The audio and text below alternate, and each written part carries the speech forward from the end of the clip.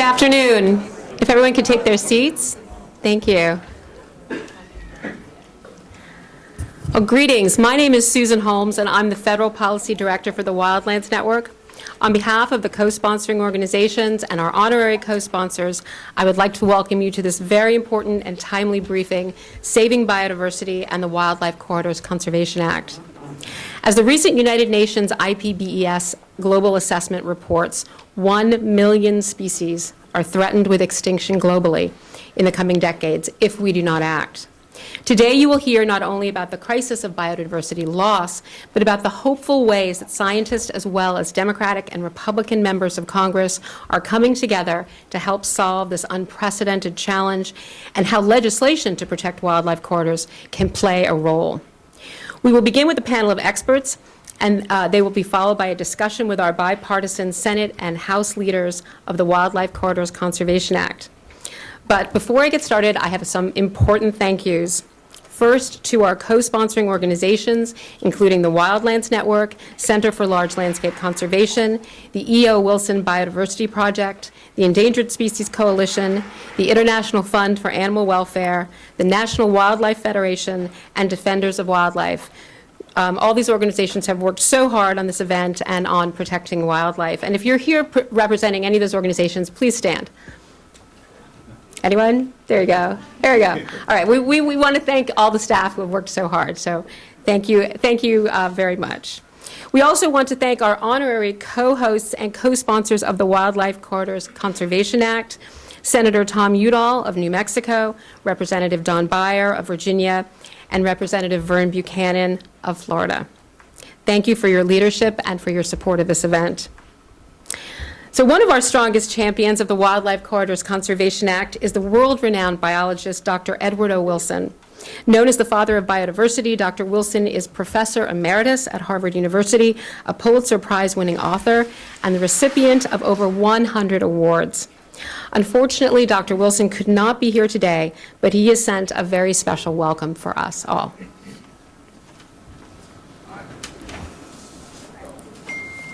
Hello, this is Ed Wilson. I'm often referred to as E.O. Wilson.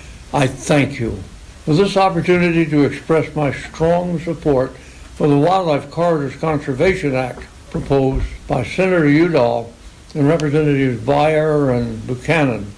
This bill provides, in my view, the most important step of any single piece of legislation at the present time that has the capacity to actually grow America's protected areas significantly and thereby conserve large swaths of the wildlands and the species that call those wildlands home. This act is even more critical in light, I'm sure a lot of you know, the recent UN report on the unprecedented global decline of species and thereby the threat of all of life. A most comprehensive study of its kind, this report states that if we do nothing, more than 1 million species will be threatened with extinction over the coming decades due to habitat loss and general environmental deterioration. Here in the United States, despite our long and noble history of investing in land and water and conservation areas, we're still not immune to the global extinction crisis. Currently, 1 in 5 species in the United States are at risk of extinction. And yet, there's hope. Over 20 years of scientific research, which I've had the privilege of being a participant, have shown that maintaining habitat connectivity in corridors is one big solution to healing our broken landscapes. And so we really have to take action. I urge all members of the Senate and House of Representatives to support this bill to conserve the interconnected habitats of thousands of our nation's native species, boosting their resilience and maintaining the health of our country's magnificent natural heritage. Thank you, Mr. Udall, Beyer, Buchanan, for your leadership in protecting our nation's wildlife and wildlands. I hope that today's presentations are going to inspire all of you to support America's biodiversity and the Wildlife Corridors Conservation Act.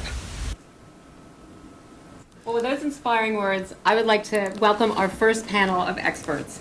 I'm going to do the introductions all at once, and then I'll let you guys do your presentations. First, I'm starting with Sir Robert Watson. He is the immediate past chair of the Intergovernmental Science Policy Platform for Biodiversity and Ecosystem Services. His career has spanned, his career has spanned academic research and governmental roles, including manager director at NASA, a scientific advisor in the Office of Science and Technology Policy in the White House, and chief scientific advisor to the UK Department of Environment, Food and Rural Affairs. He has also chaired, co-chaired, or directed a number of national and international scientific, economic, and technical assessments, including the Biodiversity Assessment, the Millennium Ecosystem Assessment, and the UK National Ecosystem Assessment and Intergovernmental Panel on Climate Change. He's received numerous awards and honors, including the Knight's Bachelor, the Companion of the Order of St. Michael and St. George, as well as the United Nations Champion of the World for Science and Innovation, and the Asahi Glass Blue Planet Prize. Join me in welcoming Sir Robert Watson.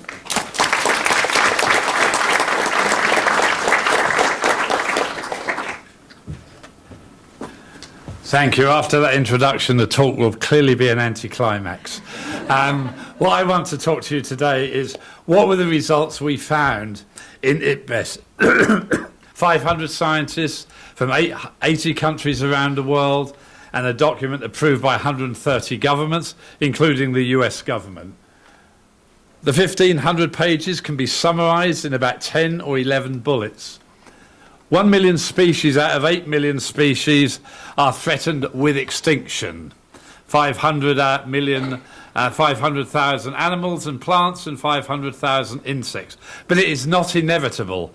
If we act now, we can save the vast majority of these species that are threatened with extinction. So what are the key drivers of biodiversity loss? We've transformed nearly all of our forests, our grasslands, into agricultural lands, into monoculture forest lands. So conversion of lands, fragmentation of habitats is a key issue. We've overexploited both our land and our oceans. We've overfished nearly all parts of the oceans around the world. Third, climate change is also a significant threat to biodiversity, as is pollution, land-based and airborne, and also invasive alien species.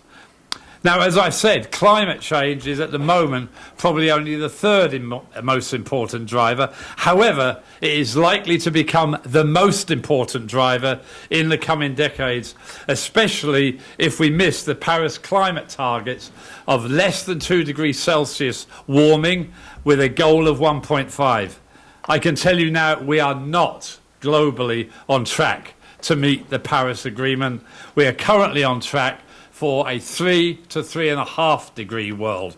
We've warmed 1 degree to date. Potentially we will warm another 2.5. That's degrees centigrade, not Fahrenheit.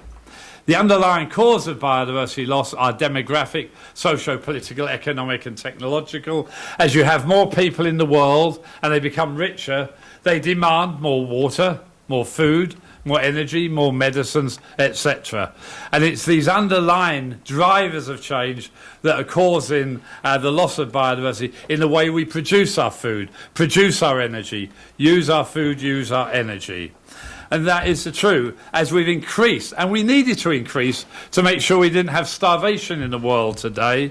As we increase our production of food, fibre and energy, these are the material contributions we get from nature, and they have market value. We buy and sell these.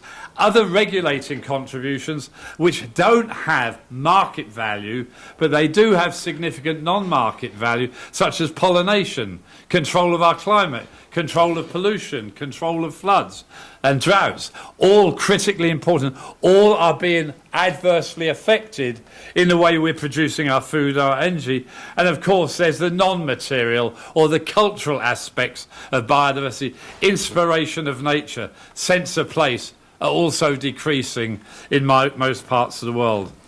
To date, we've already converted 75% of all land areas that are ice-free.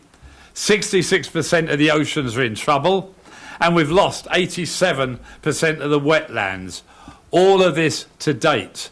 In fact, we project by 2050, we will have transformed 90% of the land area in the coming decades. One thing I found, and this is crucial to the US as well as many other countries, indigenous people and local communities are extremely important in the conservation and sustainable use of biodiversity. IPLC's land globally contains 35% of the conserved ecosystems and 35% of protected areas. That's true around the world, and of course we have the tribal lands in the US which are crucial. 9 years ago, governments around the world said there were 20 biodiversity targets, called the Aichi targets, that we needed to meet to start to conserve and sustainably use biodiversity.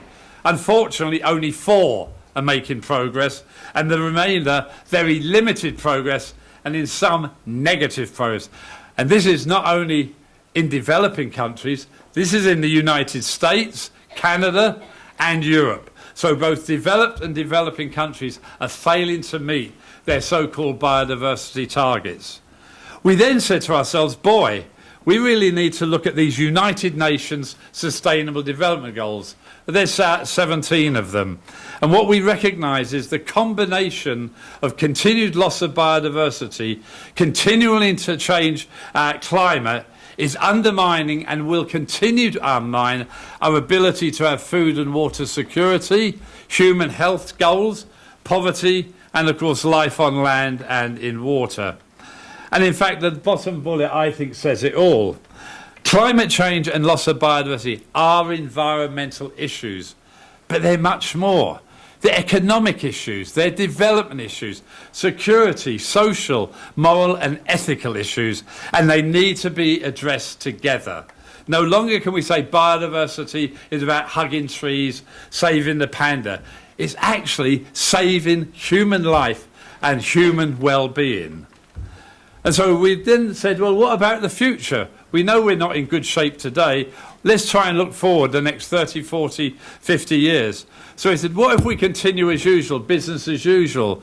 Well, we continue to lose biodiversity and we continue to change climate.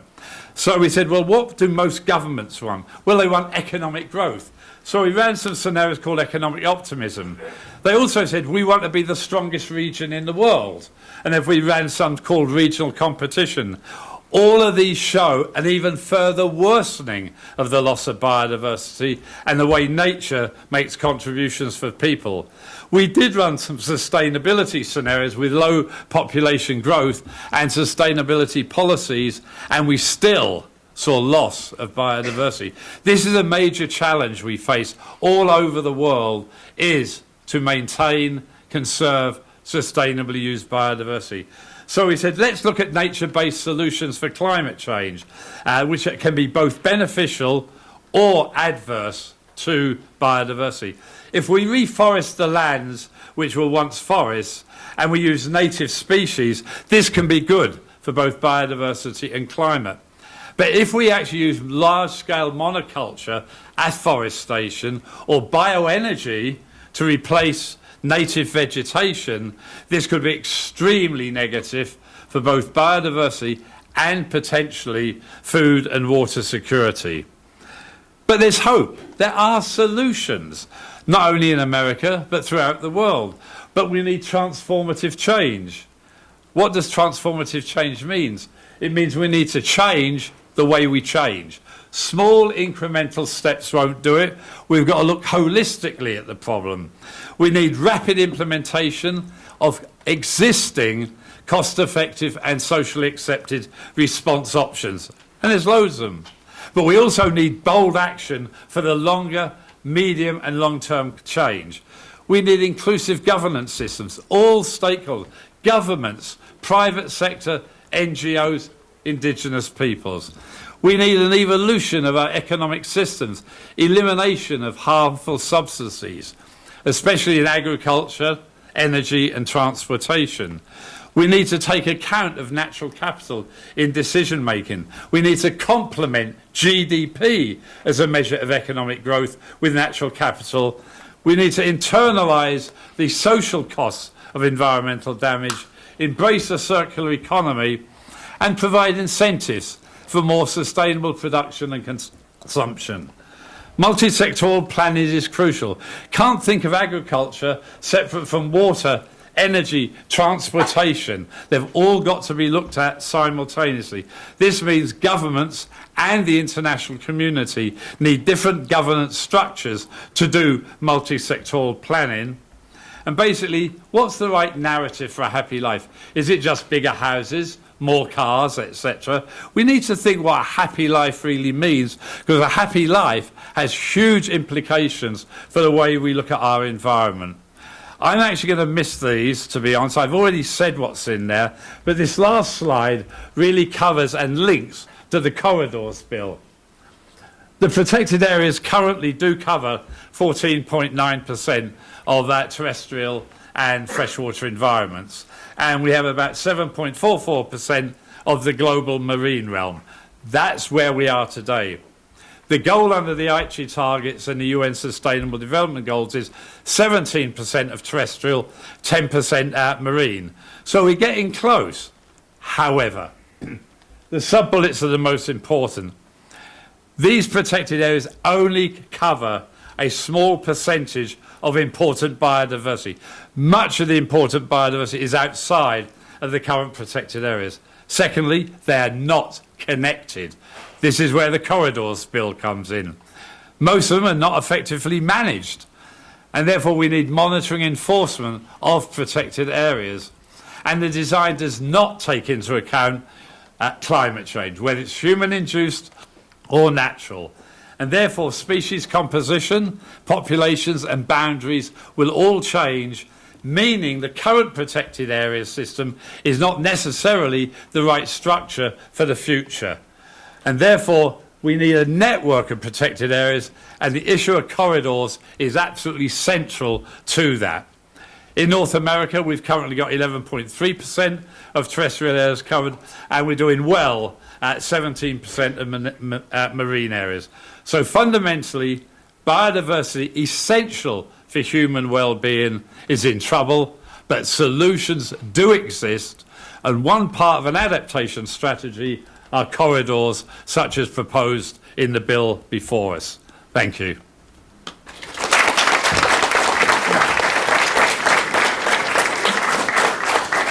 Thank you very much, Bob. And now I'd like to introduce our next speaker. Mr. Aaron Johnson is the wildlife biologist for the Southern Ute Reservation. Mr. Johnson has worked as the wildlife biologist for the Southern Ute Indian tribe since 2003. Located in southwest Colorado in the foothills of the San Juan Mountains, the Southern Ute Reservation encompasses a diverse landscape and is home to a wide variety of wildlife species. Aaron has studied mule deer and elk as they migrate on and off tribal lands, and his work has shed light on important migration corridors and challenges that animals face as they move between their seasonal ranges. The Southern Ute people count on mule deer and elk returning each year to their tribal lands as they complete their annual migration cycle. Mr. Johnson is also active in the American Fish and Wildlife Society, which recently passed a resolution in support of the Wildlife Corridors Conservation Act. Mr. Johnson. Good afternoon. Thank you for that introduction. I'm really pleased to be here. I'm really honored to speak with all of you today. In the short time that I have with you today, I'm going to be speaking about wildlife migration corridors in southwestern Colorado, a tribal perspective. First, just a question. In what is Indian country? It's not necessarily familiar to many people. Technically, Indian country refers to land that is located within the exterior boundaries of a reservation, but collectively, it refers to 573 federally recognized tribes and the land that they hold. Native American, Alaskan, and Hawaiian Native tribes have Title II or retain management influence on nearly 140 million acres in the United States, equal to the land area of Colorado and New Mexico combined. It must be noted that many tribal nations have exemplary natural resource management programs established to protect and conserve land, fish, and wildlife resources for use by their tribal people and for their future generations. State and federal natural resource agencies and the general public in and around Indian country commonly benefit from tribal lands and tribal natural resource management. You might ask how that's so. Tribal lands are typically less populated and less developed than surrounding jurisdictions, and thus can offer fish, wildlife, and plant species refuge from outside pressures and provide important habitats and space for native flora and fauna that surrounding jurisdictions lack. For example, in southwest Colorado, tribal lands offer the last best winter range habitat to migratory mule deer and elk in an otherwise rapidly developing and subdividing landscape. Were tribal lands not available, these herds would face serious challenges in sustaining themselves. Everyone with wildlife interests benefits from this in our community: tribal, non-tribal, consumptive, and non-consumptive users. In Indian country, migratory ungulates are often subject to management by multiple agencies. Now I'll remind you what ungulates are. Our native ungulates include deer, elk, moose, bison, caribou, pronghorn, bighorn sheep, and mountain goats. Today I'll be focusing on mule deer and elk. Near tribal nations, it's common for migratory animals to have seasonal ranges that are split between two or more jurisdictions, such as tribal, state, federal, and private lands. Herd fitness of these animals depends on healthy habitats and their ability to move between them. As you might expect, seasonal ranges for mule deer and elk are markedly different habitats, at least they are in southern Colorado. Notice the difference in habitats represented. Winter range is found at low elevation and typically has little snow during winter. Senescent grasses, forbs, shrubs, and trees provide a starvation diet. There are no net gains, and ungulates are simply laying low, trying to live off fat reserves they gained during the summer. In contrast, the summer range is found at high elevations in alpine habitats, providing fresh, nutritious grass, forbs, shrubs. This is where young are reared. Fitness is gained, and fat reserves are built that will carry them through winter if all goes right. The collective routes that ungulates use to move between their seasonal ranges are migration corridors, and these too are important habitats. I want to stress here that migration corridors are more than just animal highways. On average, mule deer in southwest Colorado take 18 days to migrate just 28 miles between their seasonal ranges, and elk take 45 days to migrate just 37 miles. They could easily cover these distances in just days, but migration corridors are important habitats that must support the animals using them. About 90% of the time spent on spring migration is actually spent in select stopover habitats within the corridor, where animals have timed their arrival to refuel on newly emergent plants. They may stay for days, they may stay for weeks before they depart again from these particular spots. Migration is a stop and go process. If migration corridors are lost, ungulate knowledge of how to use them is lost as well. These animals migrate because it's a strategy that maximizes fitness and reproduction of the herd compared to resident animals that do not migrate. Migratory behavior is passed down from females to their offspring. If a migration corridor is lost, the culture of animals using that route is lost and would likely never be regained in exactly the same way were the corridor recovered in the future. It's critically important to identify and protect the corridors these animals are using today before they are lost and the animal culture of using them is lost. But perhaps I'm getting ahead of myself. Before we can talk about protecting corridors, we have to talk about identifying them in the first place. The Southern Ute Indian Tribe has taken on this task in and around the reservation in southwest Colorado. By now you've gathered, we're in Colorado, in the southwest part of the state.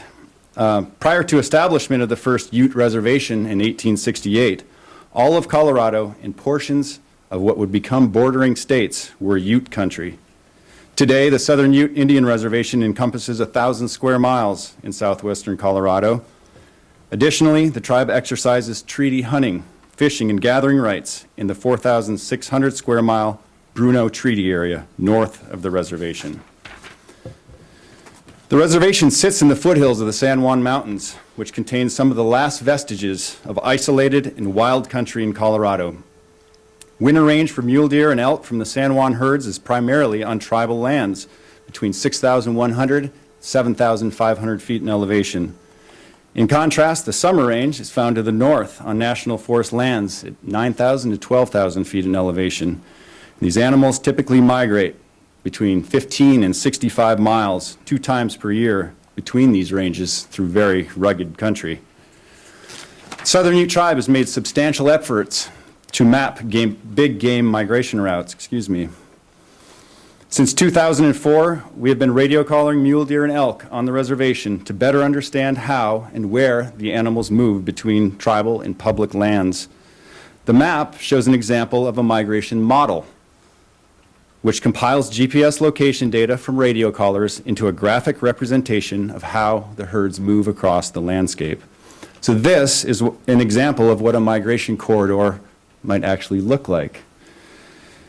The Sandoval Elk Migration Corridor extends at least 65 miles and crosses multiple jurisdictions, including 1 tribal nation, 2 states, 6 counties, 3 national forests, 4 ranger districts, and 1 designated wilderness area. This list could continue to go on as we learn more about this particular corridor. And it reflects the complexity of the landscape that migration corridors can cross.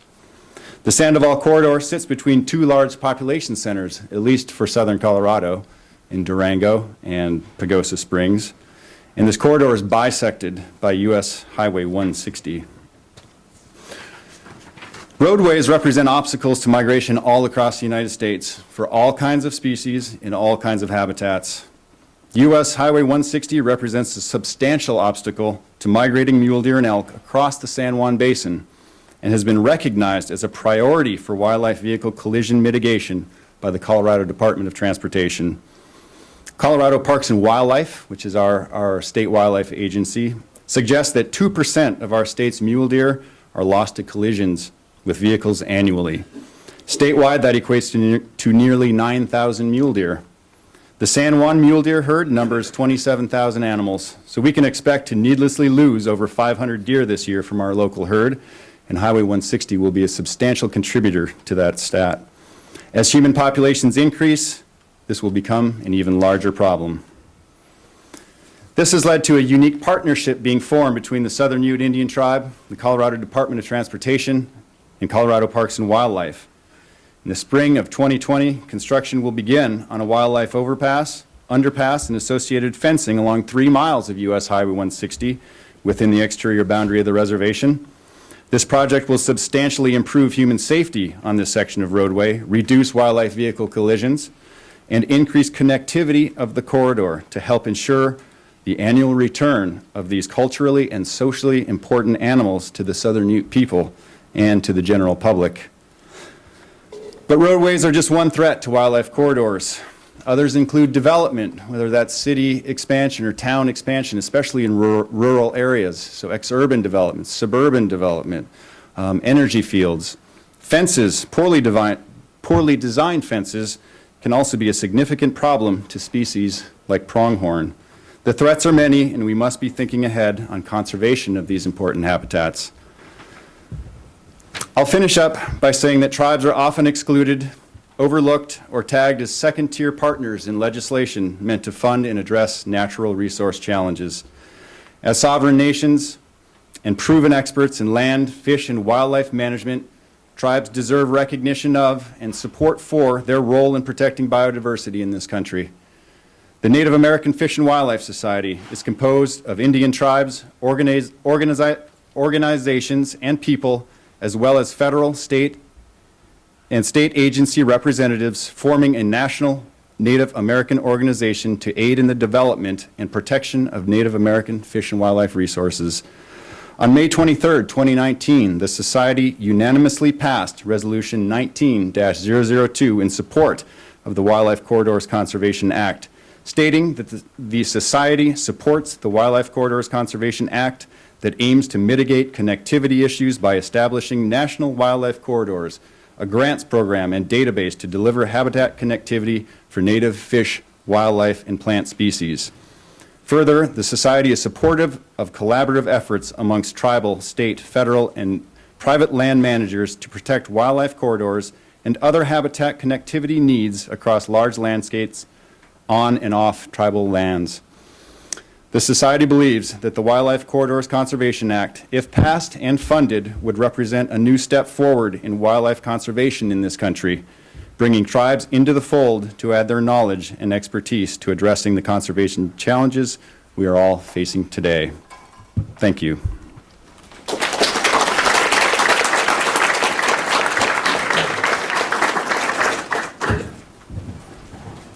Thank you, Aaron. Next, I'd like to introduce Dr. Ron Sutherland. He is the Chief Biologist for the Wildlands Network. Dr. Sutherland leads the development of new habitat connectivity models for the southeastern U.S. and coordinates efforts to map wildlife connections in the east, from Florida to Canada. Excuse me. Dr. Sutherland received his PhD in environmental science and policy in 2009 from the Nicholas School of the Environment at Duke University, where he studied the response of wildlife to urbanization and vehicle traffic. He also leads a camera trap project to study the endangered red wolf in eastern North Carolina. Please join me in welcoming Dr. Sutherland.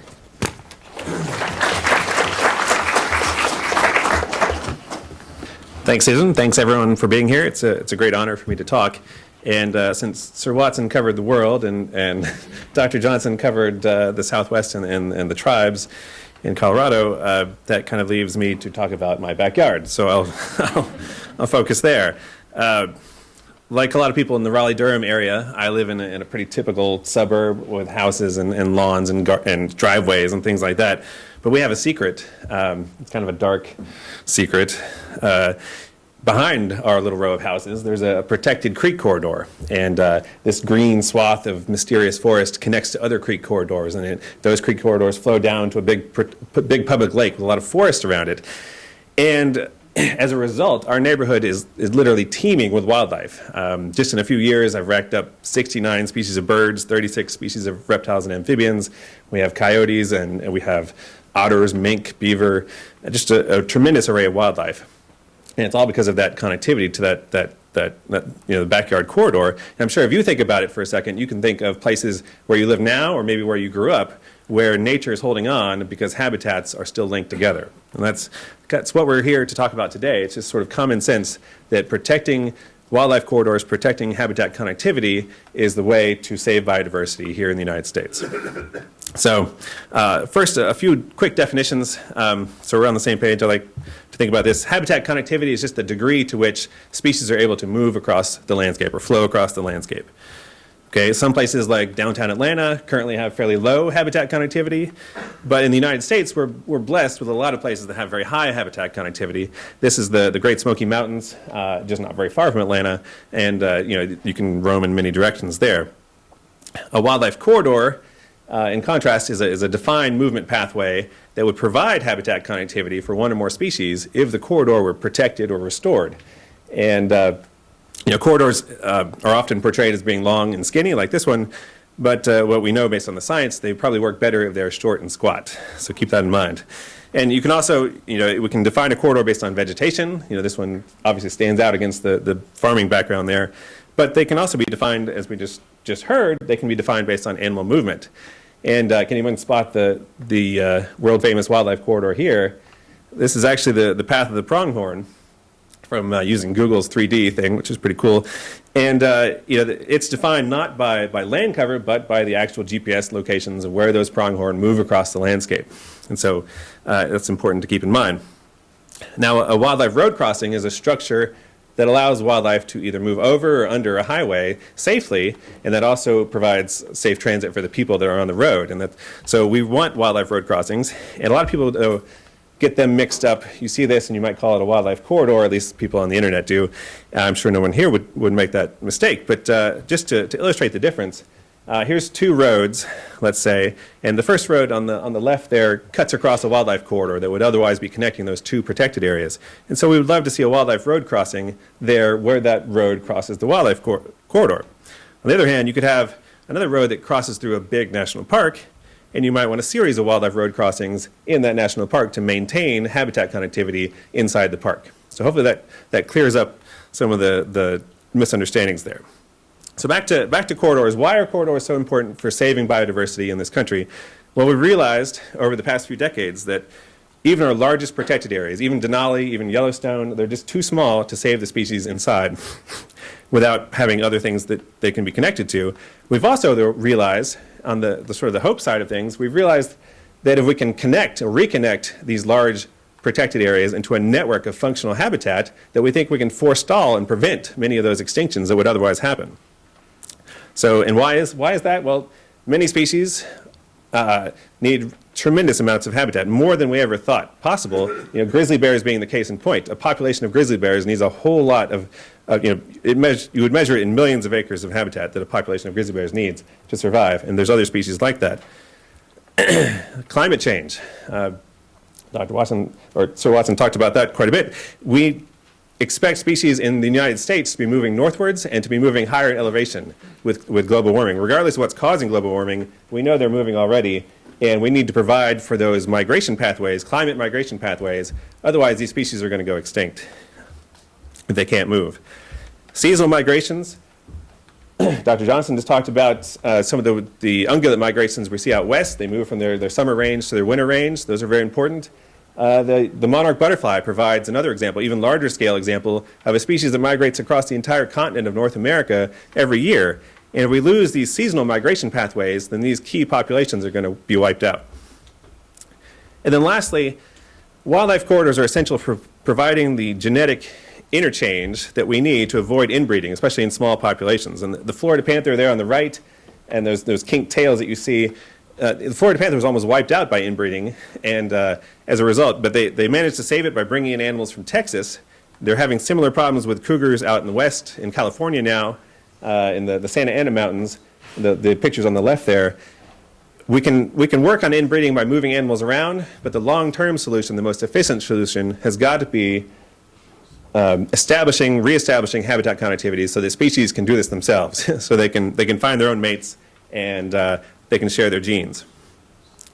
So I'm going to talk about a few Eastern Corridor examples. I'm focusing on the East because I'm from there and because we have tremendous biodiversity. As Dr. Watson said, sometimes we're in the U.S. we're not focusing on where the biodiversity is, and here's the biodiversity. But the state of Florida, some folks might know this, but the state of Florida got an early lead in the wildlife corridor business way back in the 1980s. The work of Reed Noss and Larry Harris, pictured there, they didn't just set out to draw one wildlife corridor. They drew an entire network of wildlife corridors covering the entire state of Florida. And here we are, 40-something years later, and the state of Florida spent billions of dollars trying to protect this network of habitats. And they're not done yet, and they're facing tremendous development challenges, but it's also a success story. The state of Florida's wildlife conservation work is just truly world-class, and other states should aspire to catch up in that way. Moving north, in the state of Georgia, many people don't know that the state of Georgia is actively pursuing wildlife corridors as well, and they're doing a great job. The mighty Altamaha River here, sometimes known as the Amazon of the East, it's this huge, powerful river, and the Georgia DNR is working really hard right now to protect a wildlife corridor along the Altamaha River.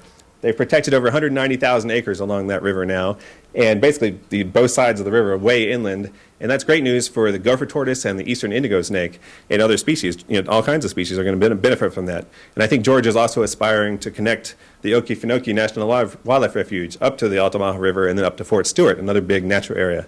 So keep an eye on Georgia. They're doing great work. In the state of Louisiana, further west, Back in 1992, the state of Louisiana found themselves with a federally listed subspecies of black bear, the Louisiana black bear.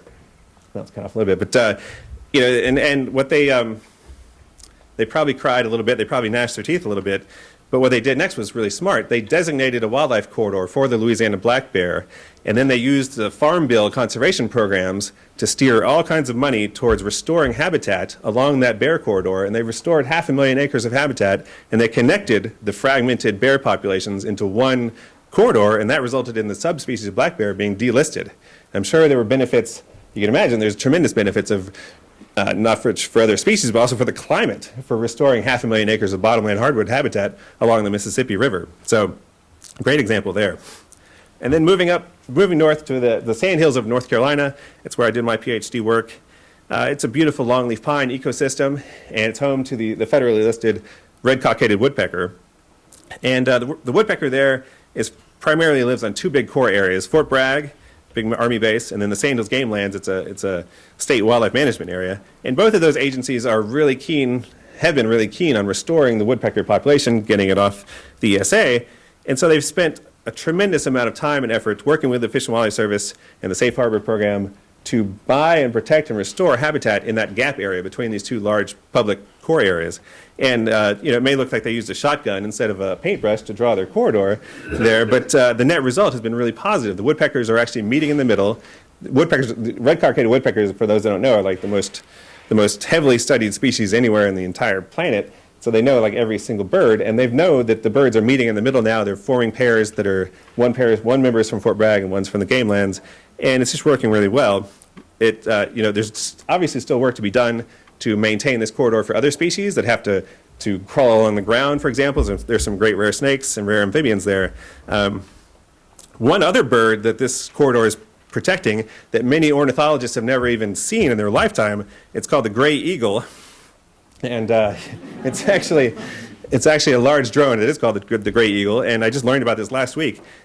Because of that protected corridor for the red-cockaded woodpecker, the military was able to start flying this gray eagle war drone from Fort Bragg to there's an Air Force base on the top of the Game Lands there, and they wouldn't have been able to do it unless they had that rural landscape underneath. And so keep that in mind. If biodiversity is not your thing, at least these wildlife corridors are great military flight paths. So, and so if you haven't listened to anything we've said today, you might be thinking to yourself that biodiversity or wildlife corridors are just this sort of urban, liberal, elitist thing, but clearly that's not the case. There's great support for wildlife corridors in the South, we just talked about, great support in the Mountain West that we've been hearing about.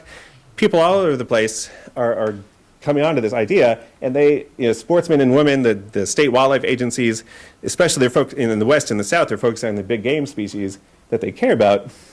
And there's just been tremendous progress. For example, the Western Governors Association, 2008, passed a Wildlife Corridors Initiative, and then in 2013, they came out with this crucial habitat assessment tool for identifying key habitats across the entire western United States.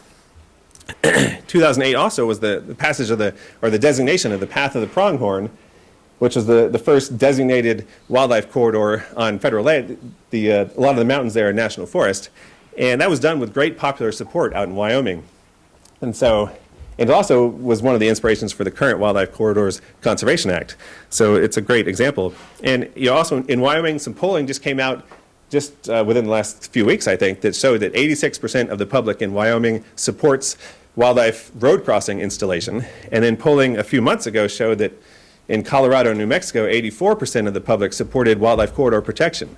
So people get these things. The rural hunters and urban biodiversity enthusiasts, they love wildlife road crossings, they love wildlife corridors. This is a concept that can really bring the country together. And nobody wants to see a deer like this get hit on the road. This is under a wildlife road overpass in Durham, North Carolina, along a wildlife corridor that we're studying there. And people want to see wildlife moving freely across the landscape in America. We have the public excitement, I think. We have some bipartisan political support. It's growing. And we just need to get this done. And the National Wildlife Corridors Conservation Act is a great step in the right direction. Please support this common sense solution for preventing extinctions here in the United States. Thanks.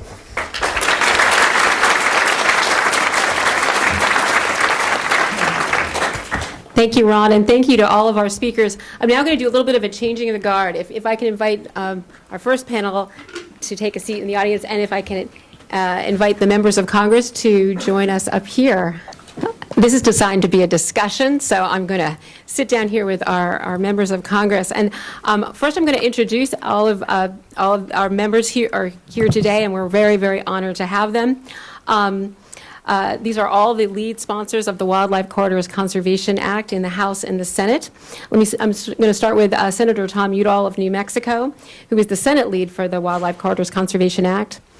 For over 20 years, Senator Udall has been an unwavering champion of wildlife and public lands. Through his leadership and work across the aisle, he has secured permanent conservation protection for hundreds of thousands of acres of wild places, including Rio Grande del Norte National Monument, Oregon Mountains Desert Peaks National Monument, and the Sabaniso Wilderness. Senator Udall has fought to protect the Arctic National Wildlife Refuge and has recently worked to reauthorize the Land and Water Conservation Fund. He is a founder of the bipartisan Congressional International Conservation Caucus and an advocate for wildlife both in the United States and around the world. Please join me in welcoming Senator Tom Udall.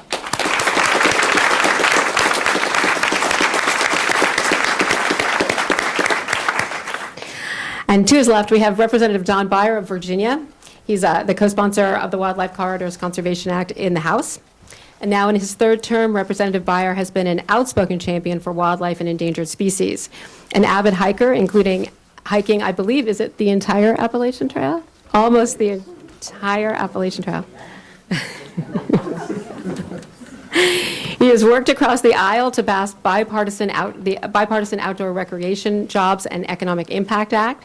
He has also advocated robust funding of the Endangered Species Act, protecting our shores from oil and gas development, and recently led a bipartisan letter urging the Trump administration to continue endangered species protections for the gray wolf. Please join me in welcoming Congressman Don Beyer.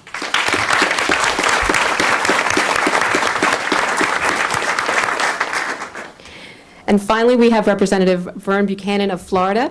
He is the other co-sponsor of the Wildlife Corridors Conservation Act in the House. Representative Buchanan is one of Congress's strongest champions for animals, both in the United States and overseas. He is the lead sponsor of the Rescuing Animals with Rewards Act, which passed the House last week. Congratulations. And that allows the State Department to offer rewards for information leading to the arrest or conviction of wildlife traffickers around the globe. A member of the Animal Protection Caucus, Representative Buchanan has also been a champion for the Land and Water Conservation Act. Please join me in welcoming Congressman Vern Buchanan.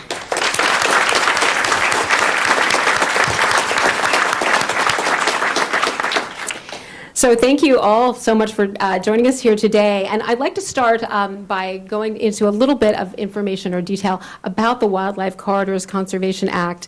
And I'm going to start with questions sort of starting with you, Senator Udall.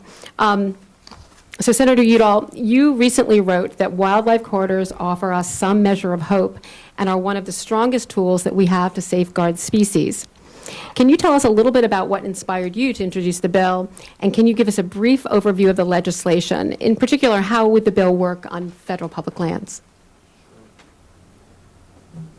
Sure, that's a great question. And let me first say, I think it was a special treat for all of us. We arrived here for this panel before us, and I think they really laid out what is the basis of our legislation is science and data-driven presentations. And so that was excellent to watch and see that, and I think all of us here had a good opportunity to get a perspective from whether it's a Native American tribe or organizations or what the UN's doing to alert us, Sir Robert, that what is actually happening on the ground.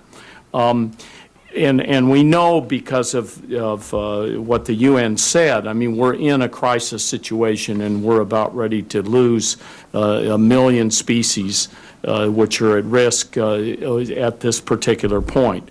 But you all know, and you've heard the presentation, what we need is more corridors rather than fewer. And the biggest part of this has to do with human beings spreading throughout the earth. I didn't get to see E.O. Wilson, but Don and I were on a panel with him, and his big push, and I think it's very important, is to protect about half of it, because this is what we're sharing we're sharing our home with wild creatures, and it's very important to protect.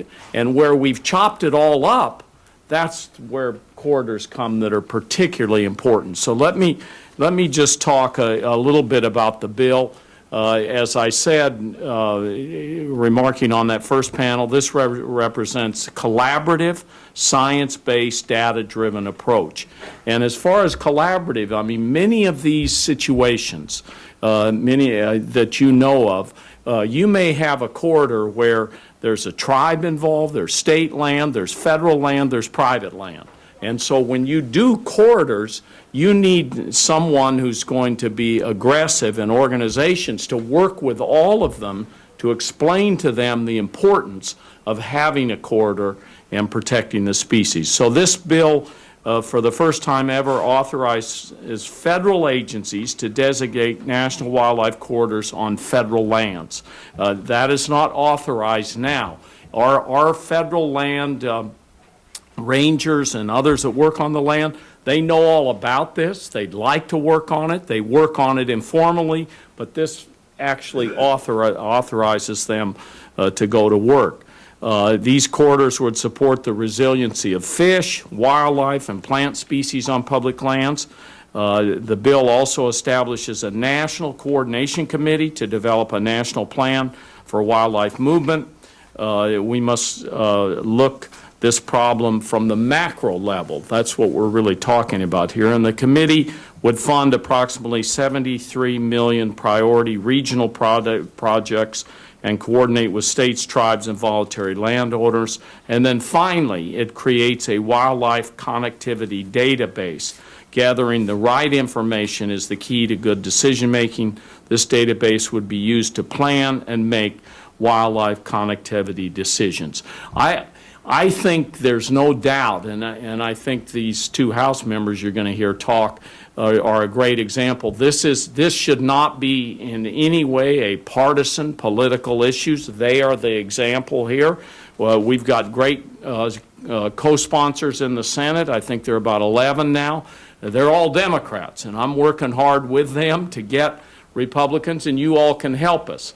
And I may mention their names here just quickly, because if you have a Democrat in the state that's signed on and there's a Republican in that state, maybe, they might be convinced to join up with their Democratic colleague. But we have senators, the original co-sponsors, Senator Booker, Harris, Merkley, Wyden, Blumenthal, Sanders, Whitehouse, Tester, and Feinstein, and then Senators Smith and Murphy have also joined us. So I applaud Dawn and Vern for your good bipartisan work, and we work together collaboratively on putting this whole thing together, and they are a real representative. What we want to also be doing in the Senate is this bipartisanship.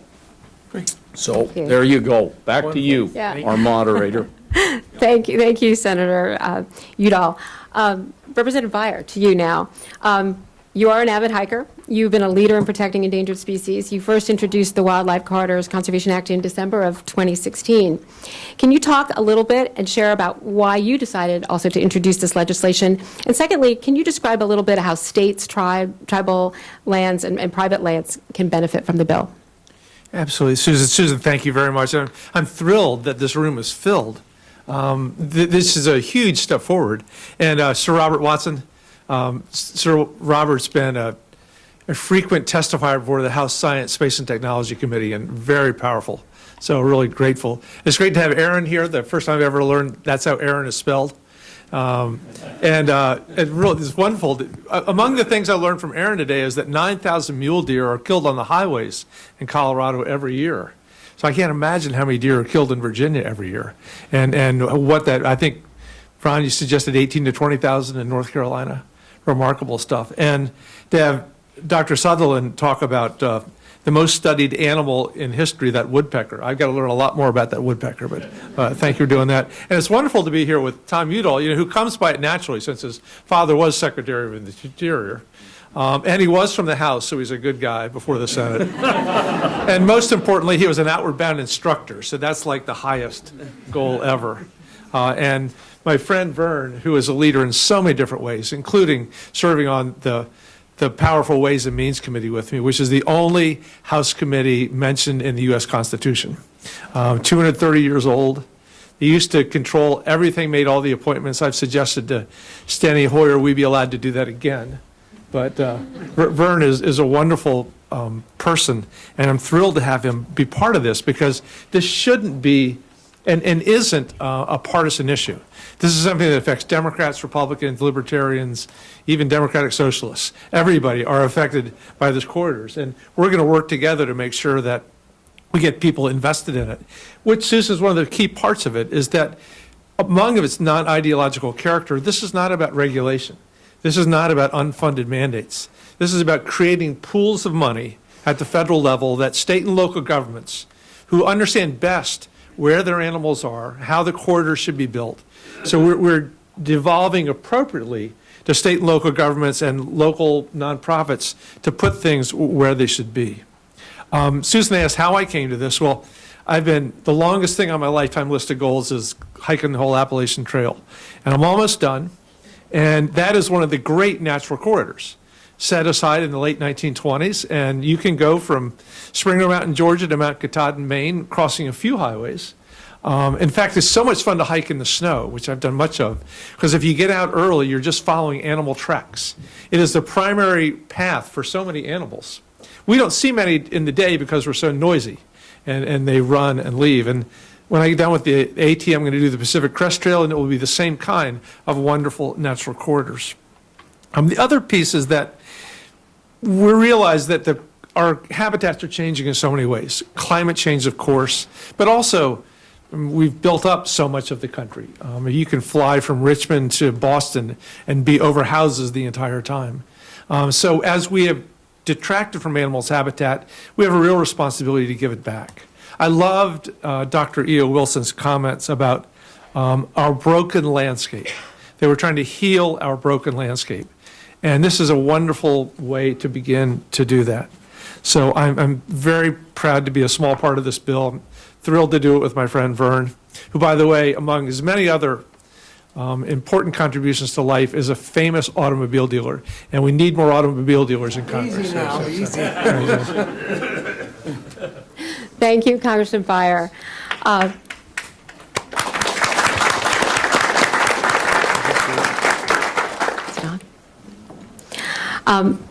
Sorry, Representative Buchanan, thank you so much for joining us today.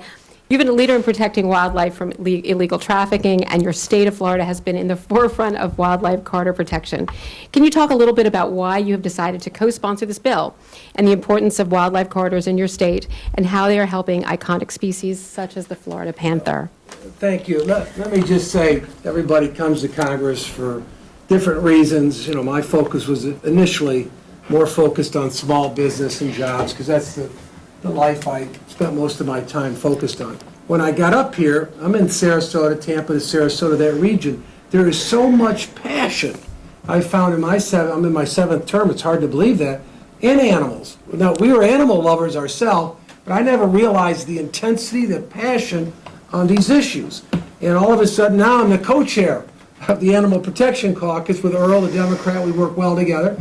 I'm the Republican leader on trade. He's the chairman of trade, but we co-chair that. We co-chair the Bike Caucus together.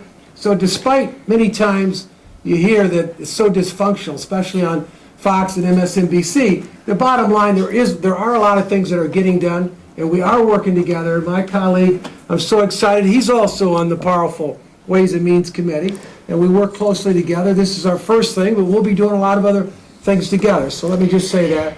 And also the senator I want to thank, because it was his initial leadership, I understand, with this. And I think New Mexico is at the front of a lot of this leadership.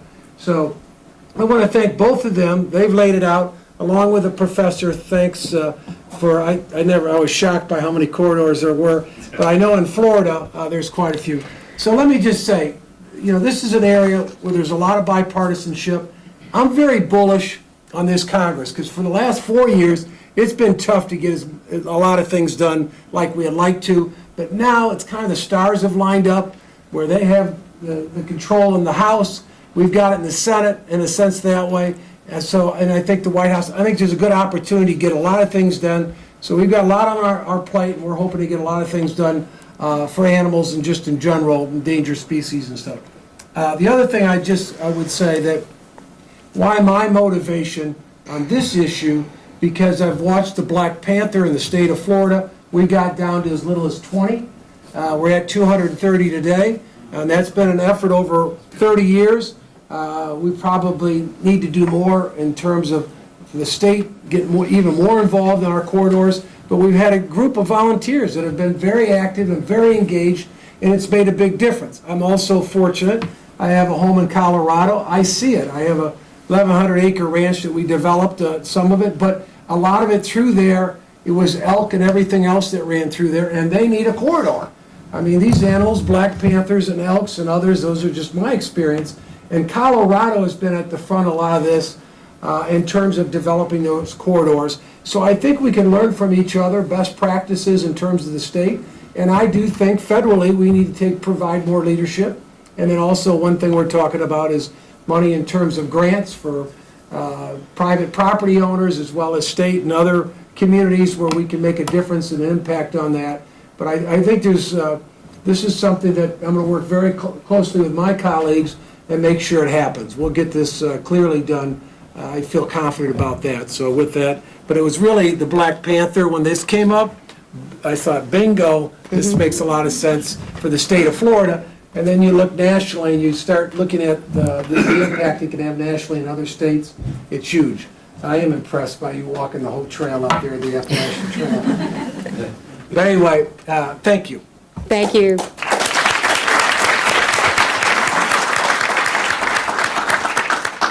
Thank you, Congressman. Now I'd like to pose a couple of questions for the group.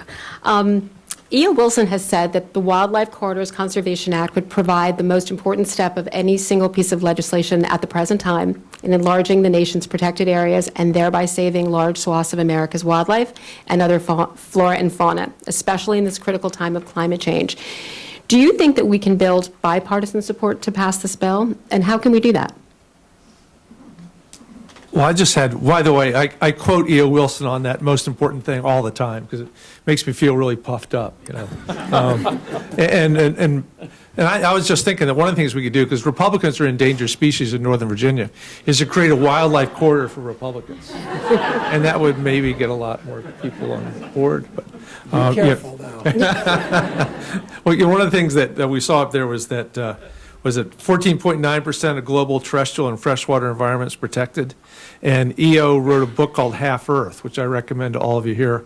This is the first small step towards Half Earth. And I really do believe, if you look at Professor Sutherland's map, if we can show that to every Florida Democrat and Republican, that may really inspire them. And I intend to do the same kind of thing with our Virginia Democrats and Republicans. Yeah, it may appear to all of you that in looking at the Congress right now that there isn't the bipartisanship that is there, but at a lot of levels I would suggest there is. I mean, first of all, you've heard them talk about various organizations. They're working together. When I moved into the House about 18 years ago, we started what was called an International Conservation Caucus. And it grew to one of the largest caucuses in the House, and I took it over to the Senate, and it just started with 2 Democrats and 2 Republicans. And the whole idea was for us to be engaged with the world, not just the United States. And a number of bills have flowed from that activity. And it's particularly heartening to see both parties working together. You grab an issue like parks, for example. Everybody knows Americans love parks. If you have Americans loving parks, it's always, you always see Democrats and Republicans working in their state to find a good area that should be a national park or that should be expanded as a national park, or take land and water conservation fund monies and team up with a state or locality and create a local park. And so when it comes to conservation, there is a lot of bipartisanship that you just need to scrape below the surface and you end up finding it. And I think that's pretty special. One other thing I'd like to mention, Susan, is this whole idea of the habitat for particular critters and creatures growing beyond where it is. And one of the speakers mentioned that the grizzly bear, you know, and this is an example also of the Endangered Species Act restoring species. In Greater Yellowstone, we had a small number of grizzlies. And then there were aggressive protections put in place and everybody was working together. Now you have this, and I know it because I hike in the Wind River Mountains south of Yellowstone, and grizzly bears are starting to make it into the upper edges of the Wind River Mountains. And there's nothing like knowing you're hiking in grizzly country. It kind of reminds me of, you know, when it's really wild out there, just everything is on alert. And it reminds me of Ed Abbey's old quote. I mean, he was such an old curmudgeon. He says, "It's not wilderness unless there are animals out there that can kill you and eat you." You know, and so if that's in the top of your brain when you're out there hiking, it brings something special to the whole relationship that you have with the wild. So thank you, Susan. Let me just add one thing I would say, because you've got a lot of young people in the room. We've got the best national parks on the planet. We've done a very good job of that in the last 50 or 60 years, but even with that, we still have a lot of the populations of various animals in decline. The other thing I did want to bring up, and I don't know if we'll talk about it, but I've been involved with it, where there's a lot of, by not having these corridors, the numbers are about 200 deaths a year. There's thousands of people with injuries. I was on one in northern Michigan in terms of deers up there, but I've seen it in Colorado. You're in the middle of the night and they're jumping over the fences on I-70. Or even in Florida, a lot of the panthers we've lost, I think the pest professor, but others, we've lost them because of this, maybe not having adequate corridors. So there's a lot of multiple reasons this makes sense. The impact of that, I don't know where the number came from, but it probably makes sense, about $8 billion a year. So it's a huge impact. It seems like we could take a percentage of that and invest that in corridors and get our money back where it makes sense, but do the right thing by the migration of the animals. That's great. Thank you so much. And you've anticipated that was one of my questions. I'm going to skip that one because you've done such a great job in answering it. But I have another question for the group. We're seeing growing support of protecting wildlife corridors around the country. Red and blue states such as Wyoming, New Mexico very recently, New Hampshire have all passed wildlife corridor legislation in the last few years. Why is it so important that we have federal legislation at this time? Well, I would say that anything that you say moving forward at the state level, which is absolutely true, and you gave examples of conservative states and more liberal democratic states, all working on the issue of wildlife corridors, and it's important because what we end up seeing is, first of all, if states are only working on it, you still have all these federal lands that are around the state lands. In the West, I mean, our state land office, I think, supervises about 12 million acres, and then we have millions of acres of BLM land, national park land, and then the tribes also have millions of acres. And so at the federal level, if you don't have a statute that allows those federal land managers and federal employees to be working with the states and tribes, you're not going to be able to get the right architecture for a corridor to really get the job done. And so my sense is that you know, we should be worried. We shouldn't close off all these avenues. And I would start at the most local level of government and encourage cities and counties to be working on corridors, and then let's get the states working together and tribal governments and all of us.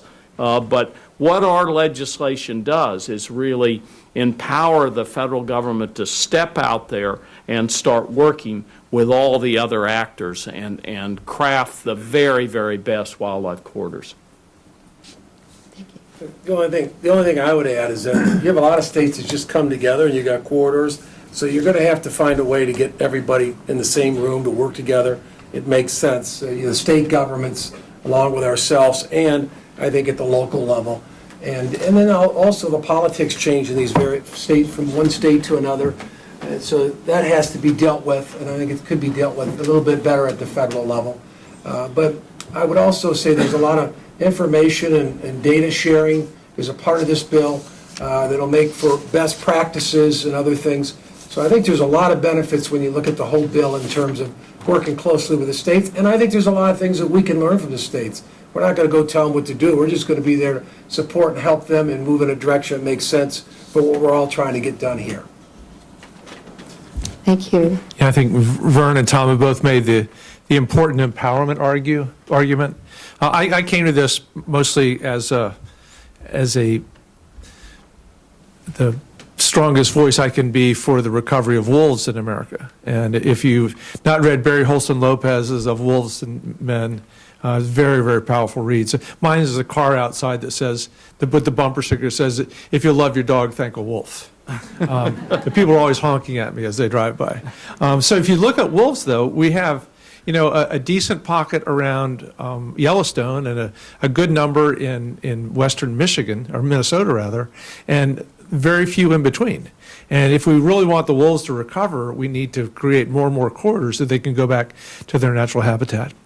And as we move from the global to the micro, this is going to sound a little elitist, so I apologize, but I got the newsletter from Belhaven Country Club last week, which is just south of the Beltway in Alexandria. And they were talking about the updates to the golf course, and there was a whole paragraph about plantings in there to improve the corridor status of the golf course. It says when the golf pro starts thinking about corridors, we are making progress on the national level. That's right. Thank you very much. Well, I have one final question. I want to talk a little bit about climate change. And we heard a lot from Sir Robert Watson, but climate change is emerging as one of the most vexing challenges, clearly, for wildlife and humanity. From grizzlies to bird migration, we're already seeing the effects of climate change on many U.S. species. How can wildlife corridor protection help to address climate change? Yeah. I would start, I was on a river trip with former Senator Worth from Colorado, and we had a climatologist on the trip. And the way he described, and he was, in this case, he was describing a tree. He said, you have this tree and you can see on the side of the hill where the habitat for the tree is. And he says, but when it gets warmer, which is what happens with global warming, he says, where do you think this tree's trying to go? It's trying to seek a little cooler. And then he said, you can see now you've got the top of the mountain there. He says, what happens when it reaches up there and it still wants to go higher? It doesn't have any place to go, and then you have extinction. And so that's what we're dealing with in various scenarios when it comes to plants or animals or all of the things that our expert speakers have talked about today. And so what we need to be doing on the overlay of looking at corridors is what is climate change going to be doing, and what impacts is that going to have, and how you intersect the two together. So it's my estimate that we're going to, that's why I say collaborative, data-driven, science-driven. You don't just create a corridor and you've done it. In the era of climate change, I mean, we're going to need to be thinking exactly where are things, where are plants and animals moving, where should the corridors anticipate, and where can we make the corridors so they're sustainable over the lifetime of plants and animals. Thank you. I would just add, being in Florida, being a peninsula, you're surrounded on all sides by water. Manatees, the panther, I mean, all these, it puts a lot of things potentially at risk. Our areas in Manatee, Sarasota, Bradenton, just south of Tampa, they claim has the most risk. So it's something we've got to take serious and take a look at as this impacts corridors and everything else. And as the professor pointed out, I didn't even realize we had as many quarters as we do. I got to go back and take a look at that, but it's unbelievable what they've done over the last 20, 30 years. Thank you very much. And I'd just like to add, from a climate change perspective, state and local governments, cities, businesses have made enormous progress. Federal government, not so much, especially the Congress, not so much. But as we become ever more exposed to what climate change is happening today in our lives, when it's not 50 years down the road, 100 years down the road, when the science isn't in question, we are much more likely as Democrats and Republicans together to act. And we're seeing it, Vern and I, our Ways and Means Committee had a climate change hearing 2 months ago, and virtually every person on the committee, Democrat and Republican, said it's real, it's man-made. We may have differences right now in what the best solutions are, sort of innovation versus climate pricing, carbon pricing, things like that. But by connecting to the corridors, we all wake up to the reality and learn to work together to address it. Susan, the just final thing I'd like to say is in the spirit of corridors, there was one conservation thinker that talked about when we view the world outside of us, the plants, the animals, the trees, all of that, as a commodity, then we treat them in one way. But if we view them as human beings, if we view them as a community, then we treat them in a different way. And I think wildlife corridors are a big step moving us in the direction of treating our fellow neighbors and plants and animals on the planet as a community. Thank you. That's absolutely beautiful. I just invite our other members of Congress if they want to say any final words before I invite the panelists to come up for questions. Well, the only, I would just add is, as a co-chair of the Animal Protection Caucus, any thoughts or ideas that you have, you contact any of our offices. We'll be glad to work with you. We've got a lot of things on our agenda right now. I'm very excited about this Congress. We're going to get a lot of things done. Excellent. Well, at this point, I'd like to invite our other panelists to come up, and we can have just a little bit of time for questions and answers. So if you could step up. No, you stay. You guys stay. You want us to stay? No, everyone stays. I'm so sorry. Everyone stays. No, there are definitely enough chairs because I'm going to, there's perfect chairs here. So if you all could just come up and then. The first question you should ask, Susan, is to ask the experts if we said anything that was wrong. That they want to correct the record. So, Hunter, you get a booth. So we'd like to invite any questions from the audience, and I believe we have a microphone. Andy? All right, so if you can. Let's see if that microphone. Yeah. All right. I can project. Yeah. There we go. Hi, Kelly Lunny from E&E News. This is a question for the members of Congress. I know both of the bills are still in subcommittee. There's a lot of things competing for Congress's time and energy. You all are going on recess soon. How feasible is it that there'll be a markup on your respective bills, between, I guess, September and the end of the year? I don't want to commit Chairman Grijalva, but I've begged him and pleaded him, and I think that the signals he sent is that House Natural Resources will mark it up and send it to the full House. And I can't imagine why our leadership wouldn't allow us to have a vote on it in the fall. The committee that I've served on, I'm not right now, but that's the path I'm looking at, is the Environment and Public Works Committee in the Senate. I think that's where the action's going to be on this. But the other thing that many of you have probably noticed is that, if the House really gets moving and you have a bill passed through the House, then our job, I think, in the Senate is to take that and see what's moving, is so long as we have that bipartisanship that I'm sure they're going to get, and what we can put it on that's moving. And so there are a couple of different paths to approach how you get this passed into legislation. First through committee, but then things that are moving, if you've got good bipartisanship and you check with the four corners of the authorizing and appropriations committees and you get a sign-off, you can get it done. Thank you. Yeah, it's project. Yeah, hi, I'm Storm Cunningham. I publish Revitalization, the Journal of Urban, Rural, and Environmental Resilience. And I've been pushing for wildlife corridors since my first book, The Restoration Economy, came out in 2002.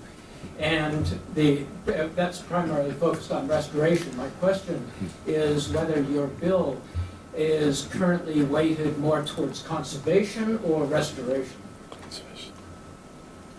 I would say both. I would say both.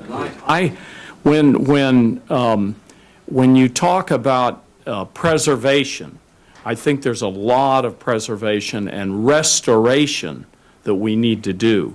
And one of the encouraging things in hearing these experts make presentations is they're taking areas, I think it was the grizzly they were referring to, and they took their corridor and said, there are areas in there that are not good in terms of grizzly habitat, but we're going to restore those.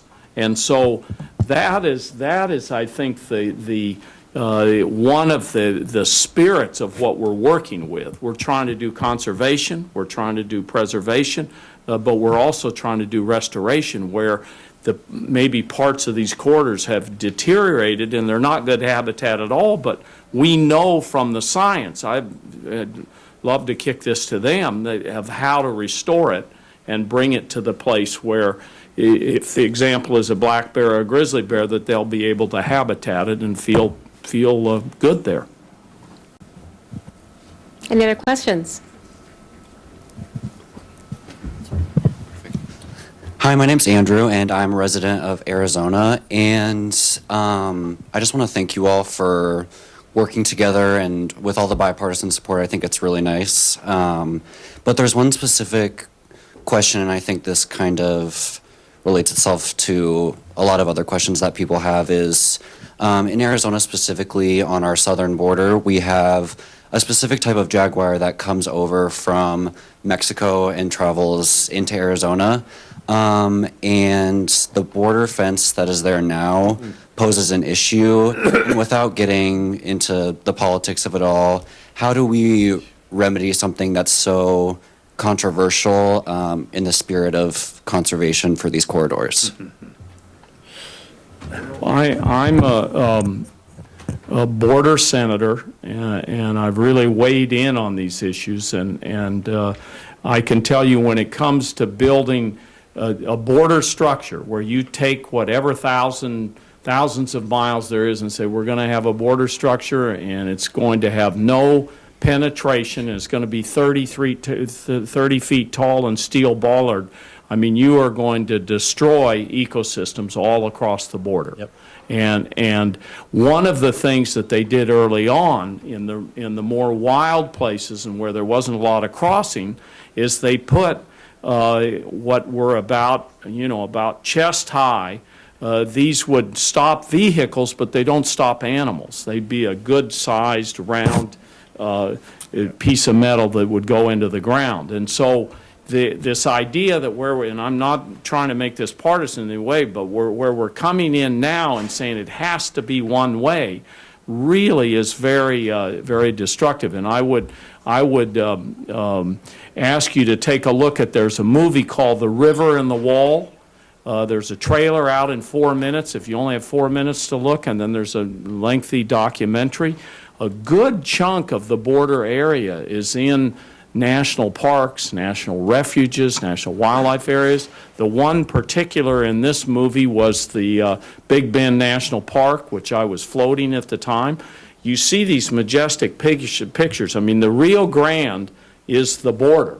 And so you'll see in that little trailer, here's the border, and here's this beautiful river, and 1,000-foot walls on each side.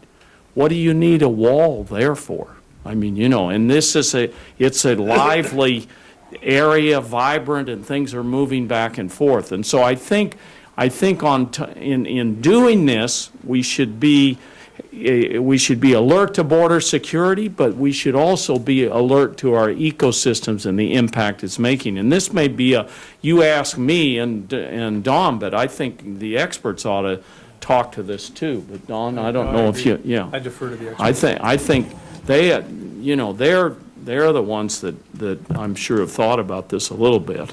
And it applies, you can apply it a lot further than just a border fence. It's big fences and big structures overall. Yeah. Well, that's an issue that Wildlands Network and other groups are working on, jaguar conservation. I just was at a conference a few months ago. There were some great presentations about jaguar connectivity, and it's a species that travels across different countries all the way down into South America, and it's got to be able to cross those borders. And so I think it behooves us to make sure that wildlife can get across the U.S.-Mexico border. Thank you. I think we have time for one more question if there's a question. No? All right. Well, at this point, I would like to thank our speakers and our members of Congress for their leadership and the fantastic presentations that they've given today. We're honored to be part of all of this with you, and I wanted to invite all of our audience to thank you very much.